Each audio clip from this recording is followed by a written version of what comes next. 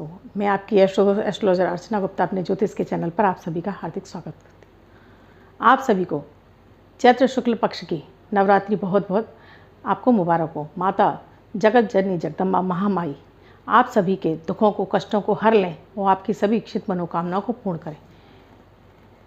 मैं आप सभी को इस नववर्ष पर आप सभी के लिए मंगल कामना करती हूँ कि माता भगवती आपकी सभी कष्टों को हरेंगी।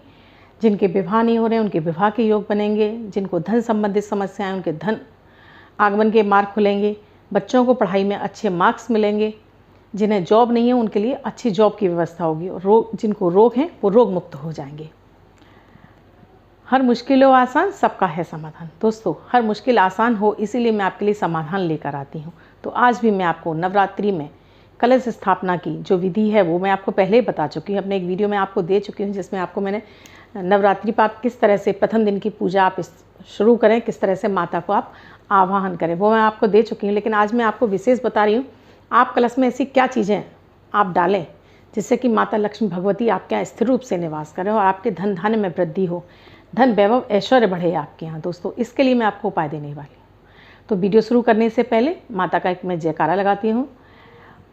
सच्चे दरबार की जय, सच्चे जोता वाली शेरा वाली माता की जय, तेरी सदा विजय। माता जगत जननी जगदम्बा पराम्बा महामाई, कितने उनके नाम हैं? 1008 नाम हैं। अगर आप इन 1000 नामों का भी आप स्मरण करते हैं तो समस्त दुर्गा, समस्त जगत की जो भी देवियां हैं वो सब आपके आह्वान पर आ जाती हैं। दोस्तों, मान्यता है कि इन 9 दिनों में माता 9 रूपों में इस पृथ्वी पर अपने भक्तों का कष्ट हरने के लिए विचरण करती हैं, स्वयं साक्षात रूप में आती हैं। जब माता पार्वती ने अपने अंशों से इन जो 9 माताओं को अपने अस्त्र शस्त्र प्रदान किए थे, अपने रूप से इनको प्रकट किया था, तब दुष्टों को का संहार करने के लिए, इस पृथ्वी को दुष्टों से विहीन करने के लिए माता ने इस जो रूप की अपनी रचना की थी। तभी से ये 9 देवियों का पूजन होता है चैत्र नवरात्रि में। ये सबसे ज़्यादा शुभ और पवित्र दिन होते हैं। चैत्र नवरात्रि से ही हमारा नया हिंदू कैलेंडर शुरू होता है, नववर्ष शुरू होता है। हम हिंदुओं का, सनातन धर्म के लोगों का कैलेंडर भी चैत्र नवरात्रि से ही शुरू होता है। तो बहुत ही पावन दिन होते हैं। इन दिनों की ऊर्जा इतनी अधिक होती है। इन दिनों आप जो भी मान्यता माने, आप जो भी मन्नत माने, वो आपकी सभी पूरी होती हैं। बस थोड़ी सी आपको सरल विधि और सही तरीका आपको पता हो तो वो जो भी आप कर रहे हैं वो सब आपको, आपकी इच्छित मनोकामनाएं जल्दी पूरी हो जाती हैं। दोस्तों, इस कलश में आपको जो कि कलश स्थापना की विधि सुबह से लेकर 10:18 तक है सुबह। उसके बाद आप इसको अभिजीत मुहूर्त में यानी कि 12:10 से 1 बजे के बीच में भी आप स्थापित कर सकते हैं। अगर मान लीजिए आप सुबह नहीं स्थापित कर पा रहे हैं, आप 12:10 से 1 बजे तक स्थापित कर लीजिए। इसके लिए आपको सामान की ज़रूरत होगी, वो मैं आपको सामान बता रही हूँ। आप खेतरी बोना चाहते हैं, खेतरी भी बो सकते हैं। आप खेतरी नहीं बोते हैं तब भी दोस्तों कलश की स्थापना ज़रूर करनी चाहिए, क्योंकि कलश के रूप में ही माता आपके घर में आगमन करती हैं। तो कलश की स्थापना के लिए आप चाहे तो मिट्टी का लोटा ले लीजिए, पीतल का लोटा ले लीजिए, तांबे का लोटा ले लीजिए। आपकी जो सामर्थ्य हो उसके हिसाब से आप लोटा एक ले लीजिए, कलश ले लीजिए।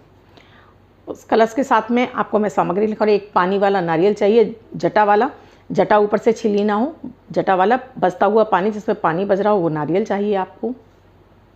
कपूर चाहिए आपको, साबुत हल्दी की साबुत सुपारी चाहिए आपको, एक चांदी का सिक्का चाहिए, पीली सरसों जो मैं आपको पहले भी बता चुकी, पीली सरसों चाहिए, कपूर चाहिए, इत्र चाहिए, थोड़े से चावल चाहिए, लाल चंदन पाउडर चाहिए और पिसी हुई हल्दी चाहिए।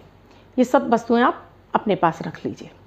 कलश स्थापना की विधि जैसे मैंने आपको बताया है, पहले आप अपने आसन पर जल छिड़क लेंगे, उसके बाद कलश पे जल छिड़क लेंगे, उसके बाद फिर आप कलश स्थापना जब पूरी करने के बाद तभी आप माता को आह्वान करेंगे। तो पहले ये सारी तैयारियां आपको करके रख लेनी है अपने पास में।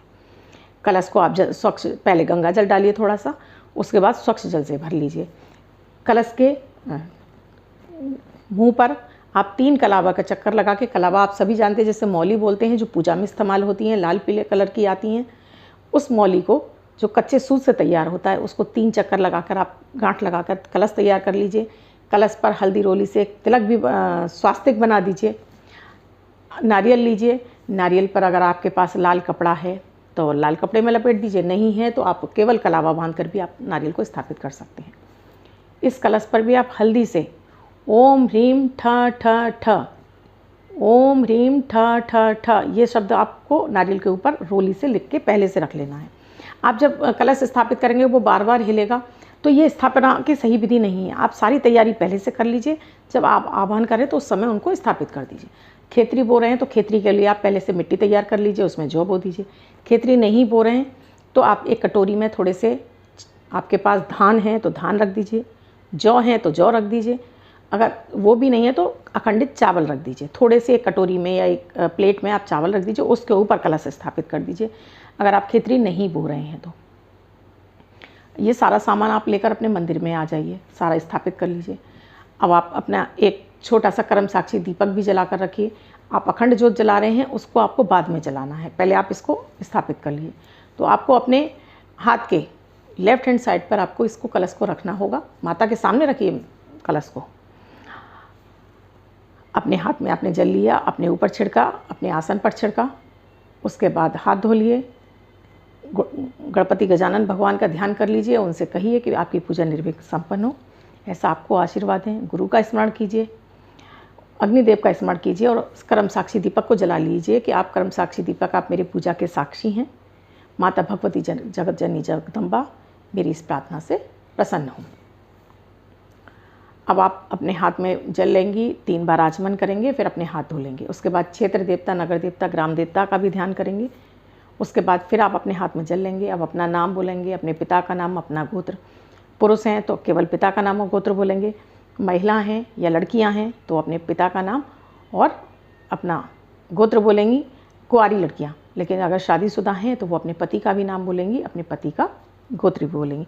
साथ में निवास स्थान की फिरोज़ाबाद, आगरा, जो भी आपका निवास स्थान है कहाँ पर है वो आप बोल दीजिए। फिर अपनी इसी पानी पर आप मनोकामना बोलिए कि आप किस उद्देश्य से आप ये पूजा करने जा रही हैं। तो माता भगवती जगत जगदम्बा से आप जो भी चीज़ें मांगना चाहती हैं वो सारी इस जल के माध्यम से आप मांगिए कि इन सब मनोकामनाओं को मेरा पूर्ण कीजिए, मेरी पूजा में जो भूल चुकों से माफ़ कीजिए। इसे आप पृथ्वी पर छोड़ दीजिए। अब इसके बाद आप जल को कलश को स्थापित कीजिए। पहले आपने अगर खेतरी बोनी है तो आप खेतरी रख दीजिए, उसमें थोड़ा सा जल छिड़क दीजिए, उसके बाद उसके बीच में कलश स्थापित कर दीजिए। आप खेतरी नहीं बो रहे हैं तो थोड़े से एक प्लेट में थोड़े से चावल रख दीजिए, जौ है तो जौ रख दीजिए और धान है तो धान रख दीजिए, उसके ऊपर कलश को रख दीजिए। आपने कलश रख दिया, अब उसके ऊपर जो नारियल है आपको अब कलश में डालना है। आपने पहले उसमें 2 बूंद गंगा जल डाला हुआ है, उसके बाद आपने उसको सादा जल से भरा। थोड़ा सा उसको खाली रहने दीजिएगा, क्योंकि दोस्तों जब आप उसमें लोटा नारियल रखेंगे तो वो पानी में ना भीगे, इस बात का ध्यान रखिएगा। पंच पल्लव भी मंगा लीजिए, आम के पत्ते मंगा लीजिए, अशोक के पत्ते मंगा लीजिए। आपको ये सब इजीली नहीं मिल रहे हैं तो आप पान के पत्ते मंगा लीजिए, डंठल वाले, जिनमें डंठल लगी रहती है, टूटी नहीं होती हैं, वो 5 पान के पत्ते मंगा लीजिए। एक माता को अर्पित करने के लिए भी मंगा लीजिए, इस तरह से 5-7 पान के पत्ते मंगा लीजिए। अब आप भगवती से कि आपकी मैं आराधना करने जा रही हूँ, मेरी भूल चूक को माफ़ करते हुए माता का मन में स्मरण करते रहिए। ओम दुम दुर्गाय नमः, दुर्गा देवी नमः। आप जो भी मंत्र आपको ईजी लगता है, ओम दुर्गाय नमः, ओम दुर्गा देवी नमः, ओम दुम दुर्गाय नमः, इस मंत्र का जाप करते जाइए और कलश को स्थापित करते जाइए। मंत्र का जाप आप निरंतर करते जाइए। अब पहले आपने कलश रख दिया, अब उसके अंदर आप थोड़ी सी हल्दी डालिए, उसमें फिर सुपारी डालिए, थोड़ा सा पीली सरसों डालिए, कपूर डालिए, इत्र डालिए, लाल चंदन पाउडर डालिए, चांदी का सिक्का डालिए। ये सारी वस्तुएं उसके अंदर डाल दी। थोड़े से चावल भी डालिए, लाल चंदन पाउडर मैंने आपको बता ही दिया। ये सारी वस्तुएं आपने डाल दी। इत्र भी डालना है आपको, वो इत्र आप जो भी आपको अच्छा लगता हो वो आप इत्र इस्तेमाल कीजिए। इन सब चीज़ वस्तुओं को इसमें डाल दिया। अब उसके कलश के मुख पर आप पान, चाहे तो पान के पत्ते हैं तो पान के पत्ते लगा दीजिए और आम के पत्ते हैं तो आम के पत्ते लगा दीजिए। अब उस नारियल को स्थापित कर दीजिए। आप लाल कपड़े में लपेट कर रखना चाहते हैं तो उसे लाल कपड़े में लपेट दीजिए नारियल को। लाल कपड़ा नहीं है तो बस केवल उसके ऊपर एक मौली लपेटिए, 3 चक्कर लगाकर उसको बिना गांठ लगाए आप उसको वहीं पर स्थापित कर दीजिए कलश के ऊपर। हे माता देवी, माता महालक्ष्मी, माँ दुर्गा, माँ काली, आप मेरे यहाँ इस कलश के रूप में स्थापित होकर जगत जननी जगदम्बा मेरे जीवन के हर कष्ट को हर लीजिए, मुझे धन वैभव ऐश्वर्य सुख समृद्धि और शांति प्रदान कीजिए। आपने जो मनोकामना बोली हो वो सब बोलिए। इस कलश को आप 9 दिन तक रखा रहने दीजिए वहाँ पर पूजा में। अब आप जो भी पूजा करते हो वो पूजा करिए। मैं आपको और भी आगे पूजा विधियाँ बताती रहूँगी, विशेष पूजा विधियाँ बताऊँगी, विशेष भोग बताऊँगी। आप उस विधि से भी आप अपनी पूजा करेंगे, तब भी आप ना भी व्रत रहें, तब भी ना दुर्गा सप्तशती का पाठ करें, तब भी आपको वो पूरा पूजा का फल मिलेगा। कलश स्थापित दोस्तों, जो आपने ये सब चीज़ें दी इसमें कलश में स्थापित की हैं, वो सभी इन 3 रूप में देवी को आकर्षित करती हैं। माता आपकी इस पूजा से प्रसन्न होती हैं। कलश में जो स्थापित चीज़ें हैं वो आपके धन के भंडारे भरने लगती हैं। धन वैभव ऐश्वर्य आपके पास चलकर आता है। माता भगवती बहुत प्रसन्न होती हैं। 10वीं वाले दिन आप इसमें से नारियल उठा लीजिए। उस कपड़े में ही लपेटा हुआ है तो नहीं है तो इसको कपड़े में लपेट कर अपने धन स्थान पर रख लीजिए। धन स्थान पर नहीं रखना चाहते तो आप मेन गेट के अंदर वाले पोर्शन में आप कहीं भी इसे टांग दीजिए। और जो इसमें जल है उस जल को अपने पूरे घर में पहले थोड़ा थोड़ा सा सारे कोनों में छिड़क दीजिए। बचे हुए जल से थोड़ा थोड़े से आप लोग स्नान कर लीजिए। अगर मान लीजिए फिर भी जल बच जाता है तो किसी पौधे की जड़ में लगा दीजिए। इस जल का स्पर्श मात्र करने भर से आपके घर में इसका छींटे लगने मात्र से, क्योंकि 9 दिन उसमें माता की आराधना हुई है, वो उसमें एनर्जी आई है आपके लोटे के अंदर। जो आपने वस्तुएं डाली हैं वो सब माता लक्ष्मी को आकर्षित करती हैं। और आपने उससे स्नान भी कर लिया तो माता माँ लक्ष्मी की कृपा उस जल के जरिए आपके शरीर में पहुंच गई, आपकी ऑरा में पहुंच गई। इतना चमत्कारिक प्रयोग है, इतना छोटी सी विधि है स्थापना, क्योंकि कलश तो सभी स्थापित करते हैं, आम तरीके से करते हैं। इस बार इस विशेष विधि से करिए, माता भगवती आप पर अवश्य प्रसन्न होंगी।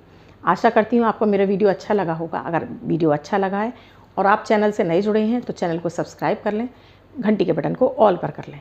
साथ में ही वीडियो को लाइक अवश्य कर दीजिए। जय माता दी कमेंट में ज़रूर लिखिए।